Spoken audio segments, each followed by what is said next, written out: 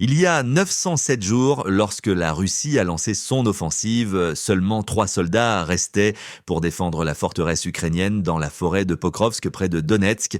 Les généraux russes avaient ordonné des frappes de roquettes continues contre l'armée ukrainienne, forçant cette dernière à se retirer précipitamment. Depuis, la situation a évolué.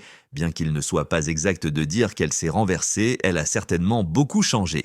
Actuellement, la Russie retire des troupes militaires du front de Donetsk pour les envoyer à Kursk, où l'Ukraine a réalisé une avancée surprenante, ravivant l'espoir non seulement parmi le peuple ukrainien, mais aussi en Europe, que la Russie pourrait subir des revers inattendus.